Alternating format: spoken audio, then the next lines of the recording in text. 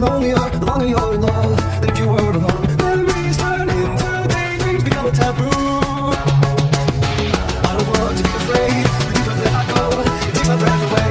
Some thoughts electric souls, heart to heart and eyes to eyes. Is this taboo?